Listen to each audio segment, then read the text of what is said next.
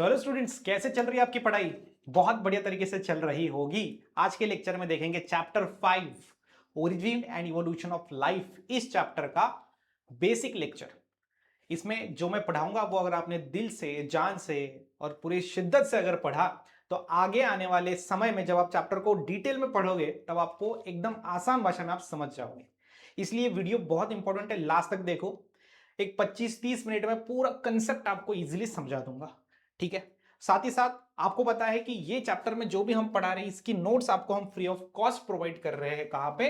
महा toppers app के ऊपर, जहां पे महाराष्ट्र के 4 teacher, Saurav sir, Dinesh sir, Mukesh sir और सोविन सर साथ में मिलकर स्टूडेंट्स के लिए कुछ कर रहे हैं। बड़ी बड़ी कंपनी के साथ लड़ रहे हैं और क्वालिटी एजुकेशन और एक रियल टीचर खुद जब पढ़ाता है तो कैसे पढ़ाता है, ये सारी चीजें हम आपको प्रोवाइड कर रहे हैं। अभी जाके प्ले स्टोर से ऐप अगर डाउनलोड नहीं की तो कर लो, फ्री मटेरियल में दिख जाएगा पूरे नोट्स, ठीक है। Physics, chemistry, maths, biology. नाम क्या है? महा टॉपर्स, महाराष्ट्र के टॉपर्स। देखो यहां पर चैप्टर 5 को शुरू करते हैं। क्या है चैप्टर 5? ओरिजिन है और इवोल्यूशन है ना। ओरिजिन और इवोल्यूशन, जब कभी भी ये एंड वर्ड आ जाए तो समझ जाना इसके पहले 50% चैप्टर में ये दिया गया है और 50% चैप्टर में ये दिया गया है। अरे सर, ओरिजिन क्या है? ओरिजिन ओरिजिन क्या होता है? किसी चीज की शुरुआत होना यानी ओरिजिन है, बराबर ना। शुरुआत होना यानी क्या होना? ओरिजिन। तो ओरिजिन मतलब शुरुआत होना। और इवोल्यूशन यानी क्या? देखो ये हो गया आपका शुरुआत, है ना। तो शुरुआत हम यहां पे लिखेंगे पहले तो, ये हो गया शुरुआत, स्टार्ट होना, शुरुआत होना। और इवोल्यूशन यानी क्या? उत्क्रांति होना। उत्क्रांति मतलब क्या कि मॉडिफिकेशन होना, अपडेट होना। जैसे फॉर एग्जांपल जब मैंने यूट्यूब चैनल की शुरुआत की आज से 6 साल पहले, 5 साल पहले, तो वहां पर उस टाइम पे मेरा ओरिजिन हुआ यानी शुरुआत हुई। और फिर अब तक आज तक इवोल्यूशन हुआ, स्टूडियो सेटअप में हो, टीचिंग में हो, कॉन्सेप्ट्स में हो, बच्चों के अंदर मतलब सब्सक्राइबर बढ़े, सारी चीजें। तो ओरिजिन यानी शुरुआत होना और इवोल्यूशन यानी उत्क्रांति, यानी धीरे धीरे धीरे धीरे जो है वो आगे बढ़ेगी प्रोसेस, ठीक है। तो हम यहां पर इस चैप्टर में वही देखने वाले हैं कि इस अर्थ पे लाइफ का यानी जीवों का यानी सजीवों का ओरिजिन कैसे हुआ और उनका इवोल्यूशन कैसे हुआ। ओरिजिन तो ठीक है कि सबसे पहले पहला जीव कैसे निर्माण हुआ यानी ओरिजिन, और उस एक जीव से हजारों लाखों जीवों तक बनने की जो प्रक्रिया है, प्रोसेस है, वही है इवोल्यूशन। और ये इवोल्यूशन बेटा बहुत लंबी चलने वाली प्रोसेस है, हजारों साल लेती है। एक दिन, एक महीने या एक साल की प्रोसेस नहीं है। तो ये चैप्टर को अगर आप देखोगे तो एक स्टोरी की तरह आप इसको याद रख सकते हो कि हाँ ऐसे हुआ, ऐसे हुआ, ऐसे हुआ, वैसे हुआ, जस्ट लाइक दैट। मतलब ज्यादा कुछ टेंशन नहीं है, पूरा स्टोरी के फॉर्म में समझना है इस चैप्टर को, ठीक है। चलो देख लेते हैं। और बहुत ही इंटरेस्टिंग वे में और बहुत ही जबरदस्त तरीके से पढ़ाने वाला हूं, देख लो। तो आपको पता है मैंने क्या बोला, चैप्टर में 50% पार्ट है ओरिजिन के ऊपर। ओरिजिन यानी क्या? शुरुआत की, निर्माण कैसे हुआ। यहां पर मैं लिखूंगा मराठी में, हिंदी में निर्माण, है ना। निर्माण कैसे हुआ। तो आपको पता है साइंटिस्ट अपनी थियरीज देते थे। थियरीज मतलब क्या? कुछ नहीं, सिंपल बात है। जैसे अभी आप जहां पर घर, गांव या फिर आप शहर में रहते हो तो वहां पर आपको पता है कुछ लोग ऐसे बैठे हुए होते हैं, 4-5, है ना। वो बात करते हैं, अरे ये ऐसा होगा, अरे वो वैसा हुआ, अरे कोविड-19 पे ऐसा, कोविड-19 का समय पे ऐसा हुआ था। मतलब वो अपनी थेरीज देते हैं ना, बराबर। तो ये जो कुछ लोग थे पहले, साइंटिस्ट थे, ये भी अपनी थेरी देते थे। अरे ऐसे लाइफ तैयार हुई होगी, अरे वैसे लाइफ तैयार हुई होगी। तो वही थेरीज है जो हमें पढ़ने हैं 50% में। और 50% में फिर लाइफ ओरिजिन होने के बाद फिर वो इवॉल्व कैसे हुई यानी इवोल्यूशन कैसे हुआ। तो जैसे साइंटिस्ट ने थ्योरी दी, तो पहला जो थ्योरी था, अब देखो कैसे याद हो जाएगा फटाफट सारी चीजें। पहला जो थ्योरी था वो था सुपर नेचुरल वाला थ्योरी, ठीक है। यानी कि आप देख सकते हो कि यहां पर जो लाइफ बनाई है वो यहां पर किसने बनाई है? गॉड ने बनाई है। थ्योरी का नाम था स्पेशल क्रिएशन। तो एक थ्योरी दिया गया साइंटिस्ट ने जिसका नाम था स्पेशल क्रिएशन। मतलब इसके अकॉर्डिंग था कि जीवों का या लाइफ का निर्माण जो अर्थ पे हुआ है वो गॉड की वजह से हुआ है, यानी कि सुपर नेचुरल पावर की वजह से हुआ है। बेटा समझ रहे हो कि नहीं समझ रहे हो? Yes sir, super natural power यानी कि स्पेशल क्रिएशन थ्योरी। दूसरी जो थ्योरी थी वो थी पांसपर्मिया थ्योरी। कौन सी? पांसपर्मिया थ्योरी, ठीक है। पांसपर्मिया थ्योरी या फिर इसको ही हम कॉस्मोजॉइक थ्योरी भी कहते हैं। क्या, कॉस्मोजॉइक थ्योरी। अब ऐसा इसका नाम क्यों है, क्योंकि याद रखना है आपको, इस थियरी के अनुसार इसका कहना था कि लाइफ जो है वो अदर किसी प्लैनेट से स्पोर्स के फॉर्म में अर्थ पे आई है, और ये स्पोर्स को बोला गया पांसपर्मिया या फिर कॉस्मोस हुआ, और इसीलिए इस थियरी का नाम पड़ गया पांसपर्मिया थ्योरी या कॉस्मोजॉइक थ्योरी, क्योंकि उस स्पोर को वो नाम था। और थ्योरी का क्या कहना है कि स्पोर्स के फॉर्म में अदर प्लैनेट से लाइफ जो है वो अर्थ पे आई है। तीसरी जो थ्योरी थी वो थी abiogenesis theory, abiogenesis, abiogenesis theory. तो ये थ्योरी का क्या कहना था, ये थ्योरी का सिंपल कहना था कि जो लाइफ है वो नॉन लिविंग यानी स्टोन यानी पत्थर से बनी है, नॉन लिविंग चीज से लिविंग बनी है, अबायोजेनेसिस। और तीसरा ये हो गया आपका, चौथा जो है वो बायोजेनेसिस है, यानी कि एक लिविंग चीज से लिविंग चीज बनी है। ये जो थ्योरी का नाम था वो था बायोजेनेसिस। तो शुरुआत में ही चैप्टर के ये थ्योरीज आपको दिए गए हैं, और ये थ्योरीज मैंने आपको एकदम इंटरेस्टिंग वे में विथ इमेजेस बनाई है। ये इमेज मुझे दिखा दो किसी भी गूगल पे तो नहीं मिलेंगे, क्यों, क्योंकि ये हमने खुद तैयार की है ताकि आपको आसान भाषा में चीजों को हम समझा सके। तो जैसा कि ये हमने थ्योरी देखा ये शॉर्ट शॉर्ट थ्योरी है। इस चैप्टर में आपको आगे चल के केमिकल इवोल्यूशन थ्योरी है कि कैसे केमिकल का इवोल्यूशन होके फिर लाइफ बना। सेल्फ असेंबलेज थ्योरी उसको बोलते हैं कि अपने आप लाइफ बनी, सेल्फ असेंबल थ्योरी। उसके बाद आगे मॉडर्न सिंथेटिक थ्योरी है, जो उसके अंदर कम से कम 25-30 साइंटिस्ट इन्वॉल्व थे। सबसे बड़ी थ्योरी इस चैप्टर की मॉडर्न सिंथेटिक थ्योरी। तो 50% जो पार्ट है वो थ्योरी का ही है, और उसके बाद फिर इवोल्यूशन चालू होता है। समझा, बिल्कुल। तो ये बेसिक बेसिक थ्योरी है जो अभी हमने पढ़े। चलो आगे आप देखते हैं। उसके बाद जो अगली थ्योरी आपको दी गई है थोड़ी बड़ी थ्योरी है, ये बेसिक से थी शुरुआत में। बड़ी जो थ्योरी है वो है केमिकल इवोल्यूशन ऑफ लाइफ। ये थ्योरी, इस थ्योरी को ही मैंने बोला आपको क्या बोलते हैं हम, सेल्फ असेंबलेज, यानी खुद के खुद वो बनी है। खुद के खुद क्या हुआ है, ओरिजिन ऑफ लाइफ हुआ है अर्थ के ऊपर। कहां पर, अर्थ के ऊपर। तो थ्योरी का नाम क्या है, केमिकल इवोल्यूशन, यानी केमिकल्स के अंदर इवोल्यूशन होके, इवोल्यूशन मतलब क्या कि केमिकल्स के अंदर मॉडिफिकेशन होके लाइफ का ओरिजिन हुआ है अर्थ के ऊपर। यही है केमिकल इवोल्यूशन थ्योरी, और इसको ही हम सेल्फ असेंबल थ्योरी भी कहते हैं, खुद के खुद बनने वाली। तो इसमें आप देख सकते हो ये पहला, दूसरा, तीसरा, चौथा, पांचवा, छठा और सातवां, ऐसे 7 स्टेप्स आपको दिए गए। क्या बात समझ रहे हो, बिल्कुल। तो पहले स्टेप में क्या हुआ है कि अर्थ पे पुराना एटमॉस्फेयर कैसा था वो बोला है पहले स्टेप में। उसके बाद बोला है कि अर्थ के ऊपर में 3 चीजों का निर्माण हुआ, अमोनिया, वाटर और मीथेन। ये सबसे पहले ये 3 लोग बने, है ना।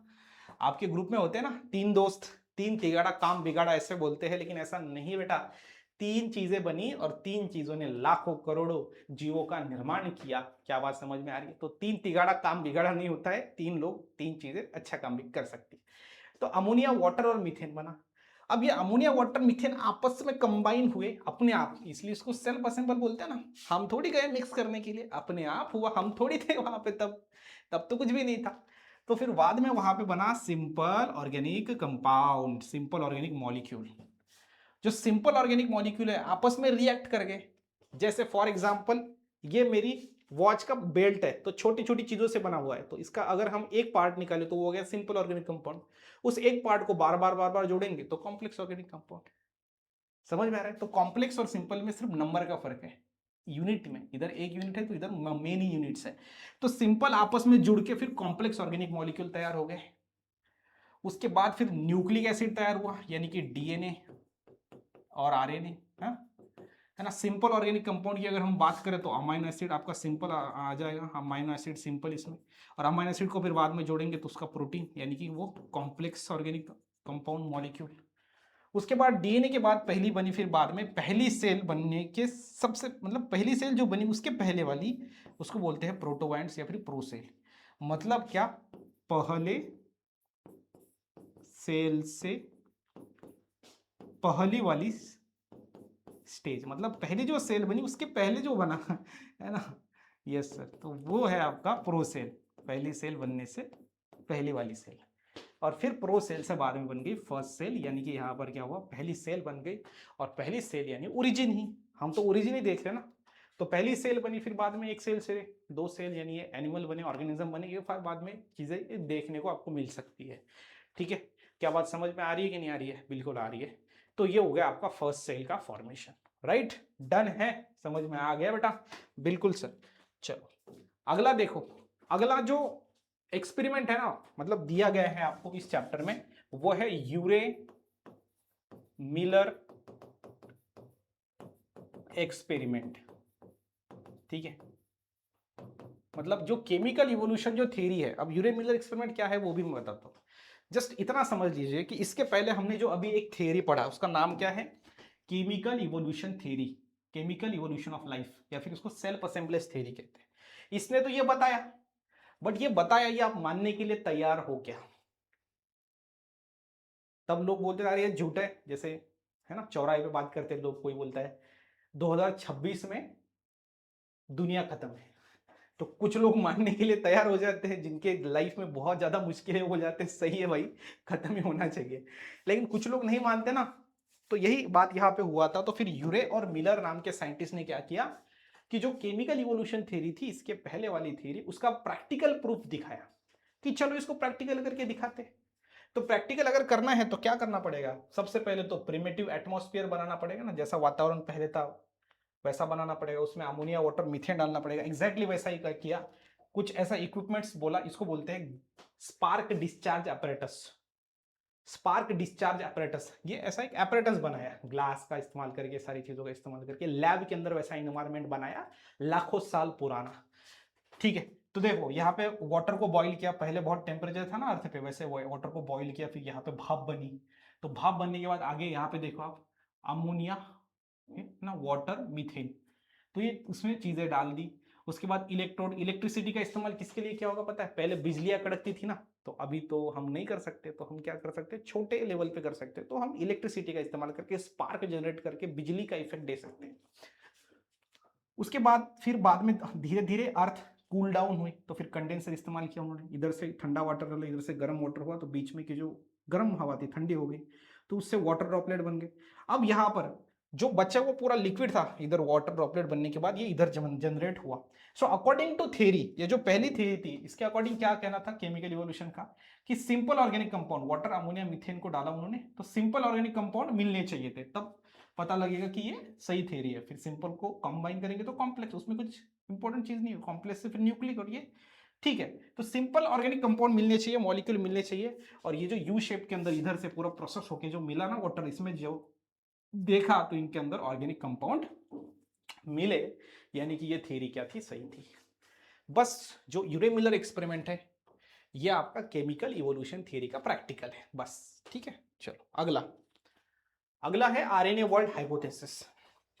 ठीक है, ओरिजिन ऑफ लाइफ ही अभी चल रही है, ओरिजिन ही चल रहा है, बाद में इवोल्यूशन देखेंगे। अभी ओरिजिन में आरएनए वर्ल्ड हाइपोथेसिस, ये एक साइंटिस्ट ने दिया, RNA world world hypothesis. Hypothesis मतलब क्या होता है पता है?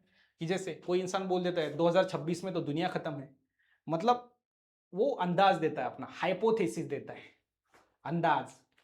तो एक साइंटिस्ट ने बोला कि जो वर्ल्ड है वो पूरा का पूरा आरएनए से बना है, मतलब जो आरएनए है ये आप देख सकते हो, आरएनए से दूसरा आरएनए बना, आरएनए से प्रोटीन बना, आरएनए से ही सारी चीज बनी, या आरएनए से ही ये दुनिया बनी है। आरएनए को बहुत इंपॉर्टेंट मॉलिक्यूल बताया गया, इसको बोला जाता है आरएनए वर्ल्ड हाइपोथेसिस। बस ये स्टोरी समझनी है कि एक एक ये नाम के साइंटिस्ट ने इस पे ये बताया, ये स्टोरी नहीं तो और क्या है बेटा, स्टोरी है। ठीक है, तो ये आरएनए वर्ल्ड हाइपोथेसिस आपको कहीं ना कहीं पर समझना पड़ेगा। क्या बात समझ में आ रही है? बिल्कुल डन है, ये है आरएनए वर्ल्ड हाइपोथेसिस। अगला देखो डार्विनिज्म, ये देखो ये डार्विन है। अब ये डार्विनिज्म ने अपनी थ्योरी दिया था, वो थ्योरी को समझते हैं, और जो उन्होंने दिया उनको बोलते हैं डार्विनिज्म। डार्विन ने दी हुई चीजें, नॉलेज, थियरीज, राइट। और ये अलग अलग अलग अलग स्टेप्स में आप देख सकते हैं। जैसे पहला उनका पॉइंट जो था, पोस्टुलेट्स बोलेंगे, 5 चीजों में उनका थियरी पूरा डिवाइड होता है। कि उन्होंने बोला कि ओवर प्रोडक्शन है, मतलब इस अर्थ पे जितने भी सारे एनिमल ऑर्गेनिज्म है, ज्यादा से ज्यादा ऑफस्प्रिंग बनाते हैं, ज्यादा से ज्यादा एनिमल्स बनाते हैं, उसको हम क्या बोलेंगे, ओवर प्रोडक्शन। मतलब हर एक एनिमल के पास ज्यादा से ज्यादा ऑर्गेनिज्म बनाने की कैपेसिटी होती है। जैसे फॉर एग्जांपल 1000 1000 इंडिविजुअल किसी ने बना दिए, है ना। और 1000 क्या, 28 लाख एक जो है ना ऑयस्टर देता है एक सीजन में, 3 महीने में 28 लाख बच्चे प्रोड्यूस कर सकता है। बट 28 लाख सर्वाइव कर पाते हैं क्या, नहीं, वो हम देखेंगे। तो फिर बाद में ये जो 1000 बच्चे जो प्रोड्यूस किए गए, वो जिंदा रहने के लिए बेटा स्ट्रगल करते हैं, एग्जिस्टेंस के लिए स्ट्रगल करते हैं। फिर उसके बाद स्ट्रगल करते करते कुछ मर जाते हैं तो 700 बच जाएंगे। तो 700 में से फिर उनके अंदर कुछ 500 ऐसे होंगे जिनके अंदर कुछ वेरिएशन आएगा। वेरिएशन मतलब थोड़ा अलग अलग एनवायरनमेंट के अकॉर्डिंग आपस में अपने में खुद में बदलाव लाएंगे। कुछ एक्सटर्नल चीजों में बदलाव लाएंगे, जैसे कलर थोड़ा सा चेंज हो सकता है। कुछ इंटरनल यानी कि उनके बॉडी के अंदर के प्रोसेसेस में थोड़ी बदलाव हो सकती है, कि जैसे पानी कम हो गया तो कम पानी में भी जिंदा रहने के मैकेनिज्म उनके बॉडी में डेवलप हो सकते हैं। तो वो होता है ऑर्गेनिक वेरिएशन। ऑर्गेनिक यानी नेचुरल वेरिएशन, धीरे धीरे उनके अंदर वेरिएशन आने लगता है। फिर बाद में ये 500 है, लेकिन फिर भी नेचर को अगर लगा कि जो कम पानी वाले हैं, कम पानी में जिंदा रहते हैं, उसको ही हमें जिंदा रहना है। मतलब क्या, जैसे 2 एनिमल है अपने पास, तो एक ही स्पीसीज का ए डैश और ए डबल डैश, एक ही स्पीसीज है ए, इसके ही 2 इंडिविजुअल है। ये कम पानी में जिंदा रहता है, ये ज्यादा पानी में जिंदा रहता है। तो नेचर क्या करेगा, अगर नेचर ने उस साल अगर कम बारिश की तो ये जिंदा रह गया, ये मर गया। तो किसने सिलेक्ट किया, पानी ने। पानी मतलब कौन है, नेचर है। तो नेचर ही सिलेक्ट करता है भाई कौन रहेगा कौन नहीं रहेगा, ये होता है नेचुरल सिलेक्शन।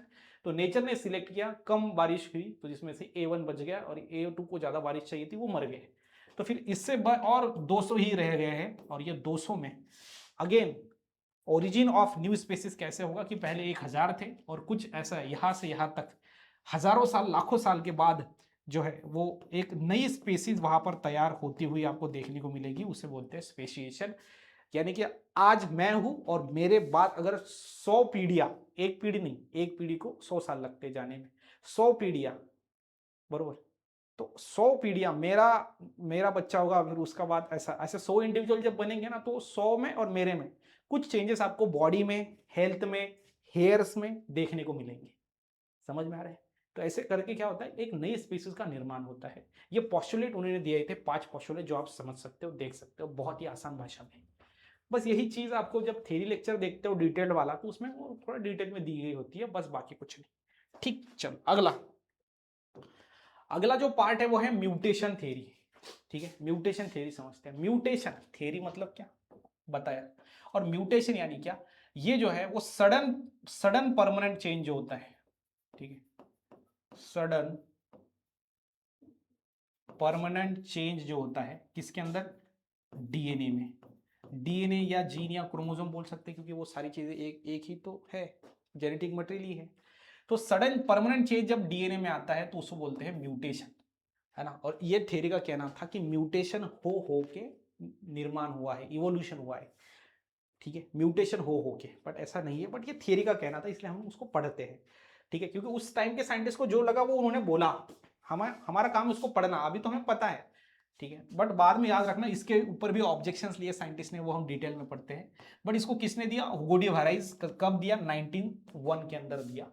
और म्यूटेशन थ्योरी का क्या काम था, देखो ये जैसे डीएनए है उसके अंदर सडन चेंज आ गया और ये बदल गया, ये छोटा सा पार्ट है डीएनए का, इसको जीन कहते हैं ना। मैंने बोला segment of DNA that is gene. तो बदला होने के बाद इसके अंदर क्या आया, वेरिएशन आ गया, तो इसको बोलते हैं म्यूटेशन। क्योंकि म्यूटेशन आएगा तो बाद में क्या आएगा, वो वेरिएशन आएगा किसी इंडिविजुअल में, वेरिएशन चेंजेस, एक नयापन आएगा। और इनका कहना था कि ये नयापन आके आते आते आते आते आके फिर इवोल्यूशन हुआ है, बट ऐसा नहीं है। म्यूटेशन ये कंटिन्यूस प्रोसेस नहीं है, एक रैंडम है, कभी भी हो सकता है। ठीक है, यस सर। जैसे फॉर एग्जांपल कोई एक पौधा है, उसमें पीले पीले फ्लावर आते हैं, लेकिन अचानक से 10-15 फूलों में एक फूल होता है जो लाल कलर का दिखता है, तो वो म्यूटेशन के कारण हुआ है। ठीक है, चलो अगला है नेचुरल सिलेक्शन, और उसके बाद फिर आपका अडेप्टिव रेडिएशन, उसके बाद आपका इविडेंसेस ऑफ ऑर्गेनिक इवोल्यूशन, और फिर यहाँ पे स्पेशिएशन। तो ये कुछ पार्ट्स हैं जो बचे हुए हैं, जो हम अच्छे से देखने वाले हैं, टेंशन की बात नहीं। नेचुरल सिलेक्शन, नेचुरल सिलेक्शन यानी क्या, नेचर ने सिलेक्ट करना, सीधी बात है, नेचर ने सिलेक्ट करना यानी नेचुरल सिलेक्शन। नेचर कैसे सिलेक्ट करता है मैं आपको बताता हूं। देखो ये इसका बेस्ट एग्जांपल जो है वो इंडस्ट्रियल मेलानिज्म है, हमेशा याद रखना। बेस्ट एग्जांपल इंडस्ट्रियल मेलानिज्म, जो बेटा हुआ ब्रिटेन के अंदर। कहां पे, ब्रिटेन के अंदर क्या हुआ, इंडस्ट्रियलाइजेशन हुआ, इंडस्ट्रीज डेवलप हुई, उसको इंडस्ट्रियल मेलानिज्म कहते हैं। जैसे पहले जो पेड़ था, ठीक है, ये पेड़ है ना, ये यहाँ पर मैं ऐसा क्या करता हूँ, ग्रीन से हम निकालते हैं कि आपको समझ में आ जाए, ये पेड़ है, ठीक है, और ये पेड़ का क्या है, खोड है, खोड, ट्रंक बोलते हैं इसको, ट्री ट्रंक, ठीक है, समझ में आ रहा है? Yes sir. तो अभी आप देखो यहाँ पर ये पेड़ है दोनों भी, और ये पेड़ का ट्रंक है, ट्री ट्रंक। तो जस्ट इमेजिन करो, है ना, जस्ट उसको थोड़ा रिलेट करो, बाकी मतलब ऐसा मत बोलो ऐसा कैसा पेड़ होता है सर, अरे रिलेट करो। यहाँ पे देखो, ये सबसे पहले ये जो ट्री का ट्रंक था ना, इसके ऊपर लाइकेन था, लाइकेन, ये व्हाइट कलर का था, व्हाइट, कौन से कलर का, व्हाइट। अब देखो इधर ब्लैक कलर की ये मॉथ दिखाई दे रही है, मॉथ है, मॉथ है ना, इंसेक्ट, बटरफ्लाई टाइप मॉथ, और ये व्हाइट कलर की है, ठीक है, दिख रहा है व्हाइट कलर की, ये ब्लैक कलर की है, व्हाइट कलर की है। अब मुझे आप बताओ, इसका प्रेडेटर जब इसको खाएगा, मतलब इसको खाने वाला जो प्रेडेटर है इसका, ये मौत को खाने वाला बर्ड, जब बैठेगा ट्री पे, तो कौन सबसे जल्दी दिख रहा है, ये व्हाइट ना, ये व्हाइट के साथ मैच हो रही है, क्योंकि ये लाइकेन है ना, व्हाइट कलर का था। ये है इंडस्ट्री होने से पहले के प्रोसेस, इंडस्ट्री बनने से पहले वाली, बिफोर इंडस्ट्रियलाइजेशन है, और ये आफ्टर इंडस्ट्रियलाइजेशन है। देखते हैं बिफोर इंडस्ट्रियलाइजेशन क्या हुआ, या आप यहां पर देख सकते हो कि ये जो इधर धब्बा दिख रहा है एकदम ब्लैक से, ये इनका नंबर कम हो रहा था, मतलब ये ब्लैक विंग्स वाली कम हो रही थी, व्हाइट विंग्स वाली बढ़ रही थी बिफोर इंडस्ट्रियलाइजेशन। बट जब इंडस्ट्रियलाइजेशन हुआ तो इंडस्ट्रीज बनी, और जो कंपनी के अंदर जो धुआं था वो निकला, और ये फिर ट्री ट्रंक के ऊपर आके बैठ गया, तो उसका जो ट्री ट्रंक है वो ब्लैक हो गया, क्या हो गया, ब्लैक। तो ब्लैक होने के कारण अब यहां पे देख सकते हो ये ब्लैक कलर की आराम से छुप रही है, और व्हाइट कलर की दिख रही है। अब व्हाइट कलर का नंबर कम होने लगा और ब्लैक का बढ़ने लगा। तो ये क्या है, ये नेचुरल सिलेक्शन है, नेचर सिलेक्ट करता है भाई। नेचर में जो बदलाव होंगे उसके अकॉर्डिंग कौन रहेगा कौन नहीं, कौन मरेगा और कौन बचेगा, ये डिसाइड होगा। इसको बोलते हैं नेचुरल सिलेक्शन, इतना ईजी है, ठीक है। यस सर, चलो अब अगला देखो, अडाप्टिव रेडिएशन है। अडाप्टिव रेडिएशन, अडाप्टिव रेडिएशन यानी क्या, इसमें याद रखना सिंपल चीज है कि जब कोई एक ओरिजिनल स्पेसिस होती है, जैसे ये ए नाम की एक ओरिजिनल स्पेसिस थी, इससे ये देखो आप A dash, A double dash, A triple dash, A four dash, ठीक है, ये 5 डैश, और ये आपका ये ए 6 डैश, और ये फिर ये 7 डैश, ठीक है। तो इस तरीके से आप देख सकते हो, पहले एक ओरिजिनल स्पीसीज थी ए नाम की, बट यही इंडिविजुअल इस जगह पे रहेंगे तो ऐसा बन जाएंगे, ये पहाड़ों में रहेंगे तो ऐसा बन जाएंगे, ये ऊपर रहेंगे पहाड़ों के तो ऐसा बन जाएंगे, ये हवा में रहेंगे तो ऐसा बन जाएंगे, ये इस साइड में रहेंगे तो ऐसा बन जाएंगे। मतलब पहला ओरिजिनल एक ही स्पेसिस था, लेकिन वो अलग अलग जगह पे रहने के कारण, अलग अलग खाना वो खाने के कारण, अलग अलग जगहों पे अलग अलग एनवायरमेंट होने के कारण, कुछ समय में, ये 1-2 सालों में नहीं तो 50, 100, 150 सालों के बाद फिर एक ओरिजिनल स्पेसिस से बहुत सारे सब स्पेसिस, एक ही स्पेसिस है बट वैरायटीज अलग अलग बन जाएंगी, उसको बोलते हैं वैरायटी। तो उसे हम बोलते हैं एडाप्टिव रेडिएशन, ठीक है। तो एडाप्टिव रेडिएशन क्या है, एक प्रोसेस है, इवोल्यूशन की एक प्रोसेस है, जिसके अंदर क्या होता है, ट्रांसफॉर्मेशन ऑफ ओरिजिनल स्पेसीज जो है वो मेनी डिफरेंट वैरायटीज के अंदर ट्रांसफर हो जाती है, ट्रांसफॉर्म हो जाती है, उसको एडाप्टिव रेडिएशन हम कहते हैं, ठीक है। तो ये चीज़ों को समझना है आपको। इसका जो बेस्ट एग्जाम्पल है वो है डार्विन फिंचेस। तो डार्विन ये जो था ना साइंटिस्ट, ये नेचरलिस्ट था, नेचर का पढ़ाई करने वाला था, और एक बार ना वो एक आइलैंड पे गया, आइलैंड है ना, मतलब ऐसी जगह होती है जिसके चारों तरफ पानी हो, तो उधर जाके उन्होंने एक बर्ड को देखा, और वो बर्ड को बोलते हैं डार्विन फिंचेस। फिंचेस नाम का एक बर्ड है, उसको डार्विन फिंचेस बोला गया, क्योंकि उन्होंने वो बताया कि ये देखो, ये डार्विन फिंचेस में ऐसा देखने को मिलता है, यही है, ठीक है। सो ये जो बर्ड दिख रहा है ये डार्विन फिंचेस, बेस्ट एग्जांपल है इसका, उसके अंदर वो देखने को मिला, ठीक है। हालांकि बहुत सारे ऑर्गेनिज्म में देखने को मिलता है, बट डार्विन फिंचेस एज हम एग्जांपल लिखते हैं। चलो इविडेंसेस ऑफ ऑर्गेनिक इवोल्यूशन देखते हैं। देखो ऑर्गेनिक इवोल्यूशन हुआ, ऑर्गेनिक मतलब नेचुरली इवोल्यूशन हुआ है, इसका इविडेंसेस क्या है, पुरावा क्या है, तो पुरावा हमें देखने को मिलता है 4 टाइप से, ठीक है। पुरावा मतलब क्या, 4 टाइप का एविडेंस है। एक एक्चुअल रिमेन है, इसको इसको बोलते हैं फॉसिल। पुरावा मतलब पुरावा में है फॉसिल। अब फॉसिल क्या, फॉसिल है आपका डेड पार्ट्स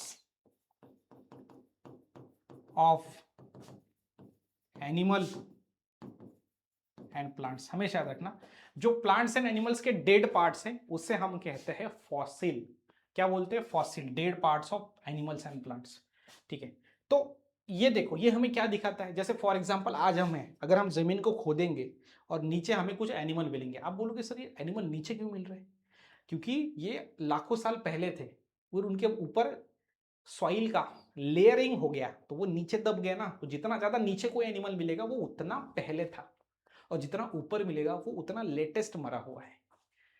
तो वो हमें क्या दिखाते कि वो कैसे रहते थे, क्या रहते थे। अरे वो तो उनके पास तो मोबाइल भी नहीं था पहले, अभी हमारे पास मोबाइल है, यानी इवोल्यूशन हुआ। उनको देख के हम ये बता सकते कि इवोल्यूशन हुआ है, यानी वो इविडेंसेस है। तो इविडेंसेस के अंदर, फॉसिल्स के अंदर, एविडेंस के अंदर एक फॉसिल नाम का पार्ट है। Fossil means dead parts of animal and plants which we use for learning how evolution is takes place. तो उसमें एक्चुअल रिमेन है, मॉल्ड है, कास्ट है और कॉम्प्रेशन है। ठीक है, अब उसको याद रखना है। एक्चुअल रिमेन कब बोलते हैं? कोई animal as it is state में अगर है, डेड फॉर्म में, बट एज इट इज, वो है एक्चुअल रिमेन। मॉल्ड क्या है? साचा। कास्ट क्या है? जब साचे के अंदर मिनरल्स भर जाते हैं, ठीक है, मिनरल्स भर गए उसके अंदर, साचे के अंदर, तो वो फिर कास्ट कहलाता है, वो टाइप का फॉसिल कास्ट। और कॉम्प्रेशन क्या है? तो सिंपल में ये कार्बन की आउटलाइन है, कार्बन की आउटलाइन मतलब कार्बन का चित्र किसी एनिमल का अगर है तो उस टाइप के फॉसिल को कॉम्प्रेशन कहते हैं। ठीक, चल ये 4 फॉसिल्स अच्छे से याद रखना है, टाइप्स ऑफ फॉसिल्स है वो। ठीक है, उसके बाद हम देखेंगे यहां पर कि यहां पर क्या हुआ है। ऑर्गन्स में भी सिमिलरिटीज देखने को हमें मिलती है हमारे ऑर्गन्स में। ठीक है, एनिमल्स के अंदर ऑर्गन्स होते हैं 2 प्रकार के, एक होमोलॉगस, एक एनालॉगस। होमोलॉगस ऑर्गन कौन है? ऐसे ऑर्गन जिनके अंदर, याद रखना, स्ट्रक्चर सेम होता है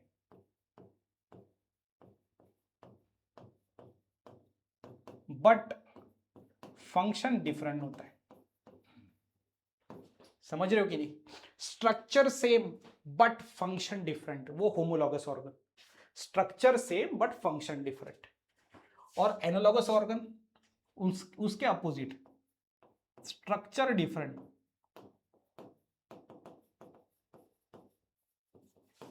बट फंक्शन सेम, है ना? कैसे सर? देख लो, दिखाता हूं कैसे, क्या कैसे दिखो। ये ले लो, यहां पर आप देख सकते हो, ये लिजार्ड का क्या है? पैर है ना, 4 लिम्ब बोल सकते हैं। हॉर्स का 4 limb, whale, bat, birds, man, सबका देखो एक टाइप के बोन्स दिख रहे हैं कि इसके अंदर। हाँ सब, यानी कि स्ट्रक्चर सेम है ना इनका, बिल्कुल सर, बट इनका फंक्शन अलग अलग। कैसा? ये लिजार्ड जो है वो अलग तरीके से किसी चीज के ऊपर चढ़ने के लिए, हॉर्स दौड़ने के लिए, व्हेल स्विम करने के लिए, बैट फ्लाई करने के लिए, बर्ड्स भी फ्लाई करने के लिए। स्ट्रक्चर सेम है बट फंक्शन डिफरेंट है, यानी कि homologous organ, structure same, function different, structure same, function different. S S F D shortcut trick, S S F D, structure same function different. और इधर structure different function same, S D F S. ठीक है, अब ये याद रह गया तो ये तो अपने आप आ जाएगा, इसका ही अपोजिट है बेटा, है कि? तो इधर देखो आप, स्ट्रक्चर डिफरेंट है। यहां पर आप देख सकते हो थॉर नहीं, ये कांटे हैं। और ये देखो ये टेंड्रिल्स है। दोनों का कहीं ना कहीं तो स्ट्रक्चर सेम दिख रहा है कि नहीं दिख रहा है? बिल्कुल। तो इस तरीके से देखते हैं, दोनों का स्ट्रक्चर कहीं ना कहीं तो सेम ही है। ये कांटों की तरह ऐसा ऐसा घुमा हुआ, ये भी घुमा हुआ, बट इनका फंक्शन डिफरेंट है। क्या? ये प्रोटेक्शन के लिए होते हैं, और ये बेलों के अंदर होते हैं जो किसी चीज के ऊपर चढ़ने के लिए होते हैं। ये क्लाइंबिंग के लिए, ये प्रोटेक्शन के लिए। Structure same but function different. Function एक का क्लाइंबिंग का, एक का प्रोटेक्शन का, एक का प्रोटेक्शन का, दूसरे का क्लाइंबिंग का। स्ट्रक्चर सेम है बट फंक्शन डिफरेंट है। Analogous organ. तो ये आपको ऑर्गन समझने हैं। अब इनके अंदर सेम टाइप के ऑर्गन है, मतलब ये क्या बताते हैं कि ये एक ही टाइप के पहले एनिमल थे, अब आगे चल के वो इवोल्यूशन हुआ है। ठीक है, यहां पर ये भी एनालॉगस और होमोलॉगस दोनों भी ऑर्गन हमें इवोल्यूशन का एविडेंस देते हैं, पुरावा देते हैं। लास्ट प्रोसेस है आज के लेक्चर का, चैप्टर नंबर 5 का, यानी कि origin and evolution of life का, और वो है आपका speciation. The process of formation of new species, एक नई स्पीसीज बनती है पहले अस्तित्व के स्पीसीज से, उसको ही हम स्पेशिएशन कहते हैं।